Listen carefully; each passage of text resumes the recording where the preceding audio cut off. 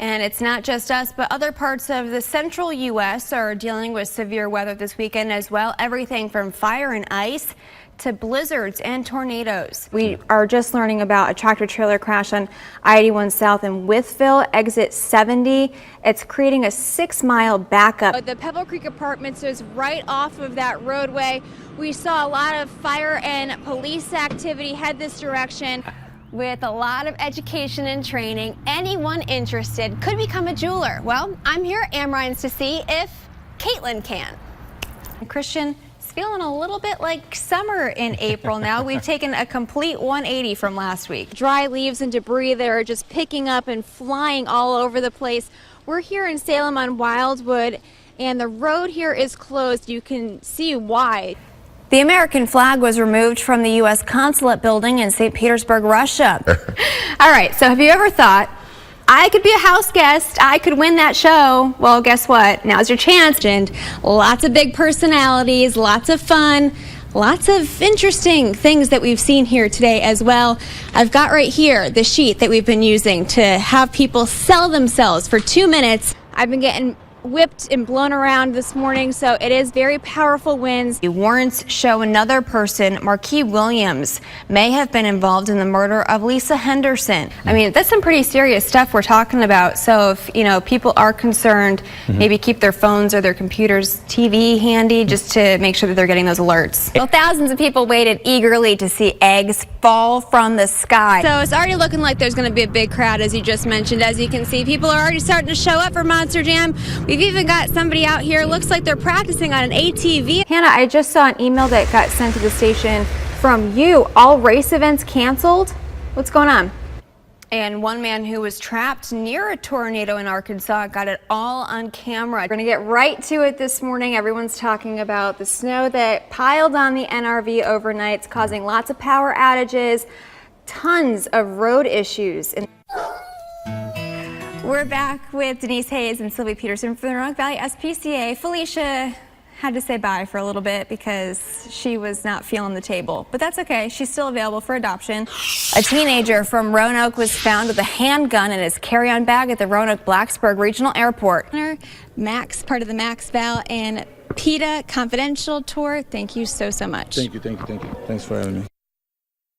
Getting a hug at the end. Whoa, hot in here. I like The U.S. and its European allies launched precision airstrikes in Syria early this morning. Everything related to the royal wedding is a big deal. I don't care what either of you have to say.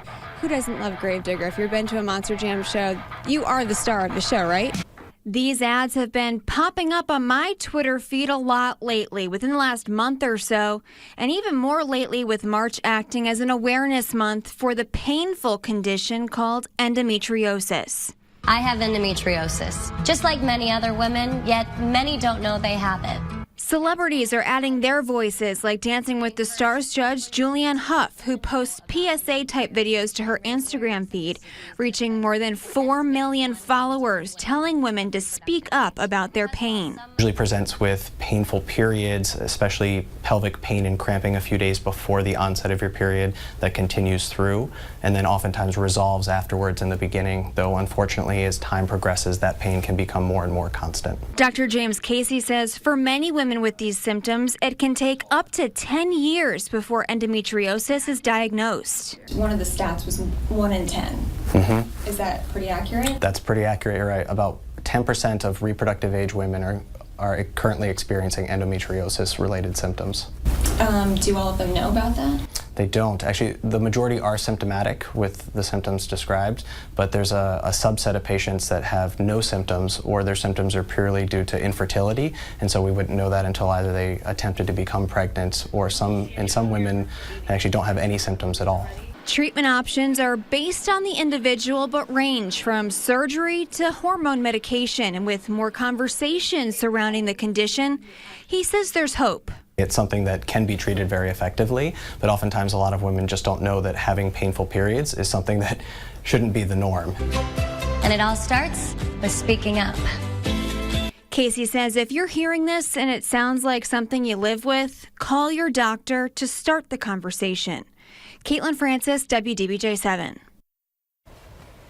So he does say there's still a lot of work to be done in terms of patient education, but at this point we're in a much better place with people learning about the condition, and that's a lot in thanks to social media and of course general awareness. So I don't know if you guys, probably not, Logan, but have you you seen more of those ads popping up on your social feed? I see them literally every time I open Twitter or Facebook. Every time? Every time. I don't see them that much, but I definitely see them. And I think it's something like as women that you hear a lot about, but you probably don't talk a lot with like male friends. So it's all about spreading that word. Social media working out in a positive light, which with so much all the other stuff out there, it's good that this is bringing awareness to this, your story, those ads, to where women can find that help that they need. Definitely. And like he mentioned, if you feel like you are in one of those places where you're uncomfortable, feeling a lot of pain, or you just have general questions about your health, obviously give your doctor a call. Christina Lee has her own rock band of dogs. They make their own kind of noise, which is music to her ears, but these guys can't even hear it. We call them our rocker dogs. We have, You have like your own little band. Yeah, if only they could make money. Right. If only they could play and make money. Deaf Dogs Rock was founded in late summer of 2011 after Lee adopted little Nitro. She got a call from another animal advocate who told her about a puppy abandoned near a river in need of a good home. But there was something different about him. He was deaf. Of course, the first 24 hours we totally freaked out because he wasn't watching me, he wasn't paying attention. He wasn't like a regular happy puppy that wanted to be with you.